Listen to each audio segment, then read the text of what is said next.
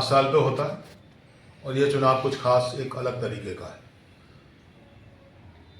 देश को बचाने का, प्रदेश को बचाने का, असम प्रदेश के सम्मान को बचाने का एक सबसे बड़ा मसला है आज की डेट में।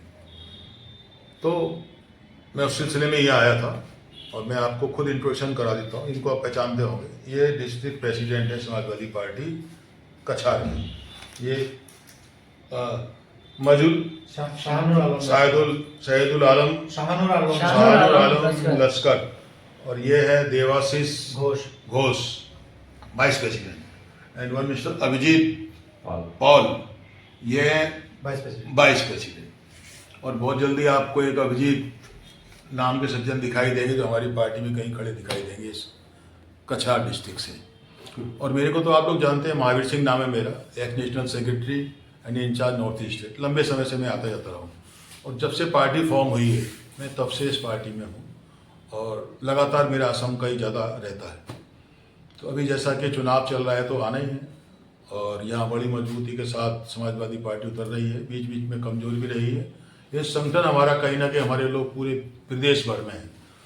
निष्क्रिय थे, सक्रिय किया गया है, कुछ और कैंडिडेट्स भी तलाशे गए हैं, एक लिस्ट भी दिल्ली में सबमिट किया गया है।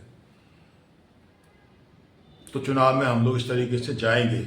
और चूंकि असम एक विशेष प्रदेश भी है और जिस तरह देश की हालत खराब है, असम की भी हालत खराब है। मुझे इतना पता है कि असम की जनता और असम ने कभी दिल्ली के आगे सर नहीं झुकाया, कभी हाथ भी नहीं फैलाया।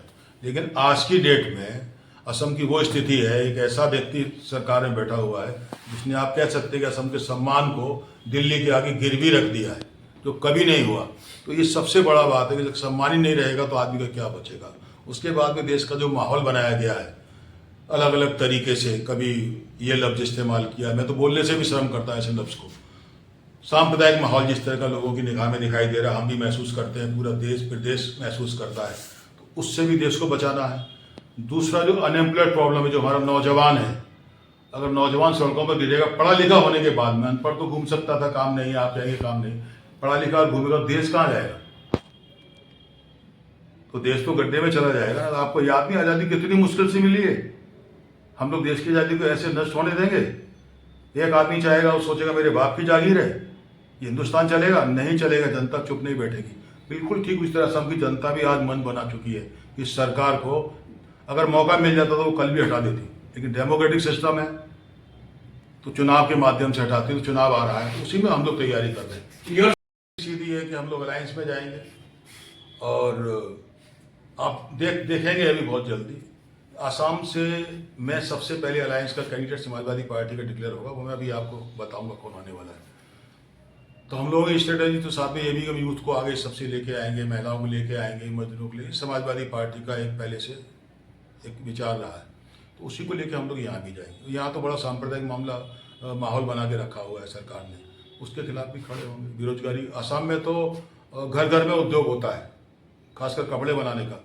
अगर ये सरकार चाहती तो हर घर में उद्योग मिल जाता, एम्प्लॉयमेंट मिल जाता, कितनी बेरोजगारी खत्म हो जाती। आपको वोटर खरीदना 1000 रुपया दे करके, वो अपना सेल्फ रेस्पेक्ट के साथ में अपना काम करता था, लेकिन आपने उस जनता को भी उस लाइन में खड़ा कर दिया, जाकर पैसे लेगा। क्यों पैसे लेगा भाई? उसका अपना सम्मान काम करके खाएगा ना। तो ये सब विचारधारा को लेकर के हम लोग यहाँ आसाम में उतर रहे हैं। और आसाम में, दिल्ली में अभी तो काफ़ी यहाँ से नाम भेजे गए हैं सिलेक्टेड करके। तो अभी लगभग ऐसे मान सकते हैं कि आप अलायंस जो हमारा होने वाला है, हमारा अलायंस यहाँ लोकल स्तर पे हम लोग बातचीत नहीं कर रहे हैं, हमारी बातचीत दिल्ली में हाईकमान कर रहा है। तो उसमें कुछ सीटें डिसाइड हुई, लेकिन चूंकि मैं अभी यहाँ बैठा हूँ तो मैं यहाँ के विषय में कह सकता हूँ कि वो एक सीट कंफर्म है बराक को आजकल में देखने को वहाँ से हाईकमान से आ जाएगी। लोकल स्तर पर बातचीत चल रही है, तो वो डिक्लेयर करना थोड़ा डिफिकल्ट होता है बोलने से, लेकिन मैं उसको बताऊँगा कि आजकल में आएगी। तो सबसे पहले सोनाई सीट जो हमारी आउट ऑफ क्लियर कर रहा हूँ, अलायंस वाली जो कंफर्म है, ऊपर हो चुकी है। हाँ, हमारे वन मिस्टर अनुरोशन लश्कर हुआ करते थे, तो वो सीट हम छोड़ना नहीं चाहते, हम उसको वापस लेंगे। और उसके लिए भी हम लोगों ने एक नौजवान निकाला, या मेरे साथ बैठे, मैं चेहरा भी दिखा दूंगा आपको, शानुल आलम लश्कर साहब, ये यहाँ से चुनाव कंटेस्ट करेंगे और ये सीट निकालना है, निकलेगा। पब्लिक चाहती है, जब ये जाते हैं सुनाई में, लोग इनको उठा लेते हैं कि हम लोग इंतजार कर रहे हैं समाजवादी पार्टी कहाँ है। तो ये पोजीशन हमारे यहाँ का है। तो एक फर्स्ट कैंडिडेट अलायंस के माध्यम से समझ लीजिए समाजवादी पार्टी का ही डिक्लेयर हो रहा है। दूसरा, यहीं पर बारात रैली में एक महिला कैंडिडेट भी आपको दिखाई देगी। तो हमारी महिलाओं की भी प्रधानता पार्टी में दी जाए, तो वो मैं आज डिस्क्लोज नहीं करूँगा, लेकिन ये जल्दी से डिक्लेयर हो जाएगा महिला कौन है। उसी तरह मैंने भी एक नाम लिया, एक दो पार्टी के और लोग हैं जो हमारी समाजवादी पार्टी से कंटेस्ट करना चाहते हैं। फाइनल हाई कमान करेगा, ये हम लोग उसका नाम डिस्क्लोज करना नहीं चाहते। किसी भी पार्टी है, पॉलिटिक्स है, उसका कल नहीं मनाएगा तो नहीं भी आएगा। इलेक्शन के टाइम में से बहुत कुछ होता है, तो यही सब चल रहा है। उसी तरीके से हम पूरे आसाम में अलायंस में तो हम पहले भी गए, एजीपी के साथ हमने करीब 23 से 25 सीट लड़ी थी। तो देख रहे हैं, कोशिश करें कि हमको इतनी सीट तो मिले ही मिले। तो संभावना है कि हम लोग किसी तरीके से अलायंस को मजबूत करने के लिए कम ज़्यादा इधर उधर करके, लेकिन क्योंकि असम बचाना है, असम के सम्मान को बचाना है, तो हम लोग कंप्रोमाइज़ करेंगे और यहाँ चुनाव जीतेंगे। ये सरकार जाएगी। असम कह सकते हैं कि आप एक बार दोबारा से आज़ाद होगा। ये तो बार बार कहती है बीजेपी, कुछ लोग बोलते हैं कि देश आज़ाद अभी हुआ है। नहीं, असम को तो आपने गुलाम बना के रखा हुआ है। तो वो आज़ादी भी असम को दोबारा से मिलने वाली है। जो इस डबल इंजन की सरकार ने बीच में चाप के रखा हुआ, उससे बाहर निकलना है ये। और आप कुछ कहना चाहेंगे?